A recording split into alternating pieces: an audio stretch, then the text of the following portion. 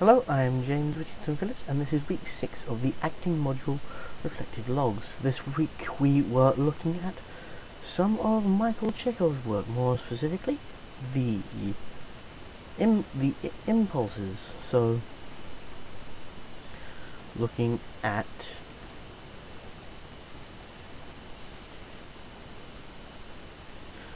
how different impulses affect the monologue and what impulses would work for our monologues. So, in example, floating, balancing, falling, and what we started off with was some activities to do with these. So we started by using the impulse of falling, just sort of tipping over, not quite falling over, and then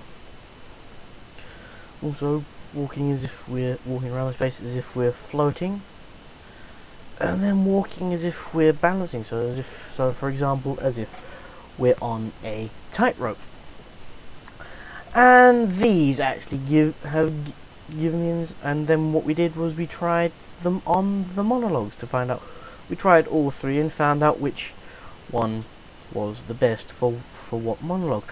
I initially started off on my Shakespearean monologue and found out that balance was the best impulse for the Shakespearean monologue, as mine is from Henry V. So, and it becomes a bit more, and it gradually becomes an very inspirational speech. So you have to eventually it comes, you're talking to a whole group of people, and you have to sort of balance the pros and cons and try and inspire people and encourage them to go and do their best out on the battlefield. So literally you have to portray the monologue as if you're literally trying to talk someone into going to war with you. And it's like you got to say, it's almost like saying, it's like, yes, many people will die, but we will be doing this for our country. And it's like, so we've got to. So it's almost like you're weighing up the pros and cons of what you're about to do to try and get people on your side. And I have to say, this I did find quite interesting, actually, as it gave me access to another level of knowledge of how deep we can go with the character again, and shows me the difference between different monologues. So, for example, if my Shakespearean monologue is a balancing monologue, it's more of a, I'd say my Pinter monologue, or my contemporary monologue, which is Pinter, would be more of a falling monologue. You sort of fall into it more, and it's like you're really going at the other character.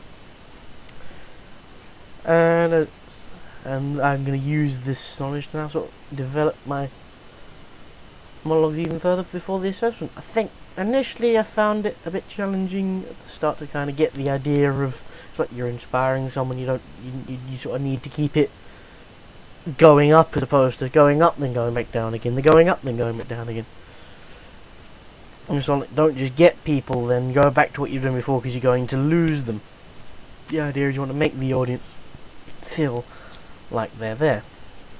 I think what went well this week in rehearsal was the fact that I have started on looking at these impulses and attributing them to my monologues, adding yet another level of intention to my character, and sort of helping set in stone the intentions and bring the monologue to the next level, as well as sort of bringing the overall tone up of the monologue and the overall power of the monologue, especially in the Shakespearean one, which eventually, as people start to gather around Henry V, it starts to become a really it becomes inspiration, as opposed to just talking to his cousin saying, why are you saying that? We're definitely going to win. And as opposed to people start getting wind of it, crowding around you, and then it's like all of a sudden you have your entire army around you expecting you to inspire them and just basically motivate them to go into battle with you.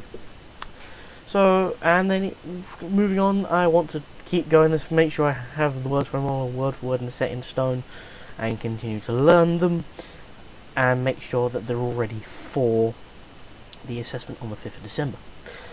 So that will conclude week 6.